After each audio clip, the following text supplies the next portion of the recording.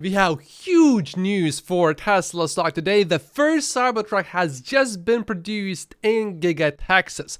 This is a big moment for Tesla. I'll go through all of today's Tesla stock news, and we also have a Giga Viper confirmation, which is appropriate because the Cybertruck is built in Giga, Texas, so things have to be bigger from Texas. It is very important that I say this. I really sincerely want to thank all of the Tesla bears that said the Cybertruck is never going to happen. That helped me buy Tesla stock at cheaper prices. I also have a special request.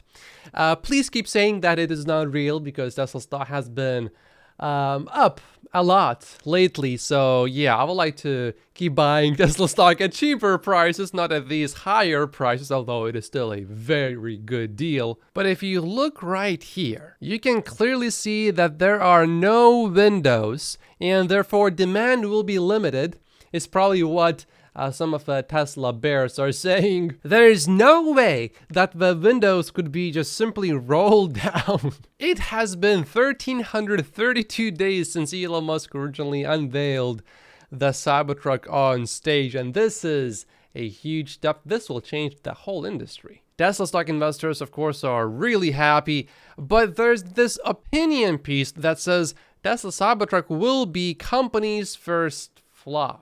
The Cybertruck has an estimated 1.8 million reservations, more high than any vehicle in years. It's built ground up from first principles, and most truck buyers are lifestyle buyers. So yeah, obviously, it is not going to be a flop. Now, will it be the world's best-selling pickup truck? We will see. But I don't think Tesla will sell like, I don't know, 10 Cybertrucks per year only. A flop to me would mean Tesla makes the Cybertruck for like a year and then it stops making it. I don't think that's happening. The automakers in Detroit that rely mostly on pickup trucks to make money are extremely terrified at this very moment. James says that this is a production Cybertruck that was just made in Austin. I am not entirely sure if this is really a production Cybertruck. The way I would describe a production vehicle is a vehicle that will actually be sold. I'm not sure if that particular Cybertruck is ever going to be sold, but it is a very big deal that a Cybertruck is coming out from Austin because it is probably coming out from the production line, although this may not be a production Cybertruck yet. But if you just remember what Elon Musk said before, the Gigafactories really are the real products that Tesla makes. And to an extent, the production line of the Cybertruck is much more important than the actual produced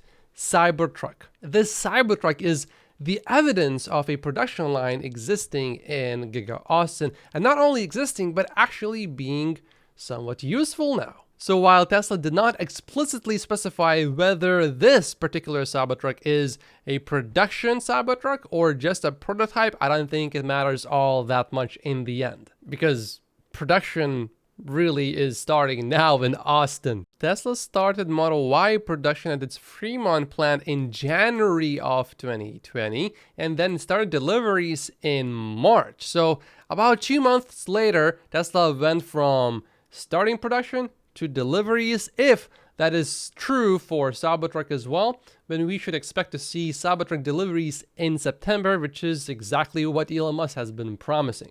Of course, Cybertruck is much harder to produce than the Model Y, but also let's remember that Tesla has a lot more experience manufacturing products now. Yesterday, Elon Musk said that Hardware 4 is about 3 to 5 times more capable than Hardware 3, and naturally some people complained and said that our cars are now obsolete, but that's of course not true. Elon points out that Hardware 3 cars are actually more advanced than Hardware 4 cars at this moment because it takes time to write software for Hardware 4 and then to train neural nets that will work with Hardware 4. If you go to Tesla's website, you will see this new video on Tesla's homepage, and this one is okay. I like all the other ones a lot better. all the other ones just had more emotion in them. This one is not all that special, but it's nice. It's certainly better than what Tesla had before, which was just a static picture basically and nothing happening. As a Tesla stock investor, I am not really liking this. Twitter is still cash flow negative, says Elon Musk, because of a 50% drop in advertising revenue, as well as being heavily burdened by debt. Although I think there is a good chance that Elon is simply saying that so that he can motivate some of his employees over at Twitter and also maybe make some cuts if any cuts are necessary. After all, remember, Elon is the same man who said this about a year ago. Tesla is losing billions of dollars because of its new factories, Giga Berlin and Giga Austin, and that Tesla is basically trying to not go bankrupt. So sometimes Elon uses this kind of rhetoric to push the team and motivate everyone to get the job done. Tesla will be participating in a show in Munich, which is in Germany. It is just an auto show, but Tesla will probably bring a few Cybertrucks which will draw all of the attention on Tesla at the show. Roland says that in Q2, each Gigafactory set a new production record. Giga Austin and Giga Berlin production is still not very high, but that will change soon. This is how the ramp of Giga Berlin and Giga Texas compares to Shanghai, which is in green here. Tesla is advertising. This is a picture of a Goodwood magazine. Dan Ives was just on TV and he didn't just give a 1-year Tesla stock price target. He told us where he thinks Tesla stock is going to be 2 to 3 years from now, which is quite rare to hear from Dan Ives. And look at his TipRanks rating. He is now number 62 on all of Wall Street. That's pretty impressive. Let's take a look. The Tesla valuation, it doesn't worry you at these levels? I mean, not at all, because I think what Kathy is talking about is our thesis that the sum of the parts in the Tesla story is just starting to be discovered. I think Supercharger was really where the light bulb went off in terms of Ford and GM. Now really, going to Tesla, where this is sort of what I view as a game, set, match situation. And next is going to be batteries and then AI, which is why I believe this is a company that's still in the early innings of finding its potential. I think next week's another trophy case quarter in terms of for Musk and Tesla. And in my opinion, the bears will continue to go into hibernation mode as Musk and Tesla flex their muscles with the next phases right now of the growth story playing out. Things are going well over at Tesla, especially with the Cybertruck now being produced in Austin. Gordon, you're the bear. And let me just say this, all right? And this is with all due respect, because you're a very smart man. You do your research, you do your homework. And if he was to hand over all of his homework over the last 5-10 years about Tesla stock, he would have gotten straight Fs. There are valuation models out there that totally agree with what you're saying with regard to Tesla and why it should not be trading where it is. But the market has been disagreeing with you. What is it going to take for the market to realize that you are correct in saying that Tesla is overvalued at this point? I'll just remind you that in January and February of 2000, internet companies in both of those months doubled. And then they fell anywhere from 90% to 100%. So the market can get disassociated with reality. With respect to what Dan said, I feel like he's speaking in vagaries and platitudes. Let me explain. So with Tesla in 2Q, right, you have a company that, according to car gurus, over the past year has cut their prices 35% for their cars. Their prices have been cut 35%, whereas Ford's prices are down 1%. GM's prices are actually up 1%, and the average car on car gurus is down 4%. So if you cut your prices significantly, you're going to get higher volumes. However, in Q1, their earnings were down both quarter over quarter and year over year. That's not a growth company. For the 5th straight quarter in a row, they've produced more cars than they've sold, i.e. they have a demand problem. And you're talking about a company now that's going to see its gross margins drop from roughly 27% in Q2 of last year to roughly 16% in Q2 of this year. It's a car company. What car companies do is they cut prices to move metal. Look at this report from Reuters. Dealers for established automakers such as General Motors, Ford, Hyundai, and Toyota have more than 90 days worth of unsold EVs at their stores at the current sales rate. It's not that they don't want to cut prices, they simply can't because they are losing money already on these EVs. Tesla is making money. And Tesla's inventory is well under 20 days of supply. In 1905, if you looked at the car industry, right, there were 2,000 auto companies. Nearly every single one went bankrupt. So to choose Tesla as the leader when they're really the BlackBerry of EVs, I think is a mistake. Okay, all right. Dan, you've been shaking your head pretty much the entire time Gordon's been talking. Why? No, Gordon makes great points in terms of course, the price cuts, and that's well understood. I mean, my whole point is look at deliveries this quarter. This is a company right now that's going to be on a trajectory toward 2 million deliveries for the year. And you should look at margins. It's going to trough out over the next 1-2 quarters. Battery costs are continuing to come down. And I believe it continues to be Tesla's world. Everyone else is paying rent. The margin story, the cash flow story. And look, me and Gordon are always going to disagree here. But I think the market's telling you right now that this is an inflecting growth story because of the sum of the parts.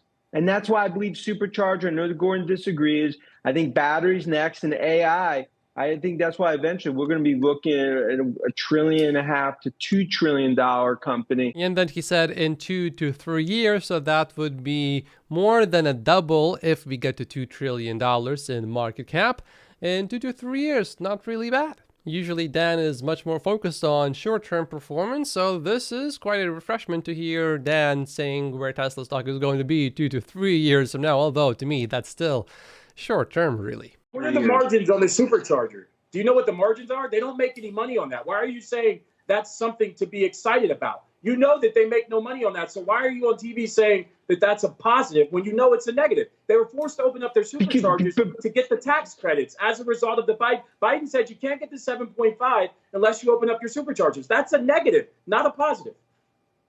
But Gordon, to that point, when you go out, the reason GM, the reason Ford, the reason everyone's going to Tesla, they built it, everyone's calling. And now ultimately they will be able to monetize that when you look at them in 25, 26, 27. But they get a free supercharging network without, if you buy a Tesla car, you're going to have to wait in line behind a bunch of GM, Ford, every other automaker. This is not a positive, it's a negative. So I don't know why you're pushing this as a positive. No one will need to wait in lines. Tesla is currently opening an average of 1 new supercharger site globally every 11 hours. This compares to 1 opening every 12 hours last month and 1 every 13 hours the month prior to that. That is fast progress. You know, before when Gordon would go on TV and debate others, he would be polite to others.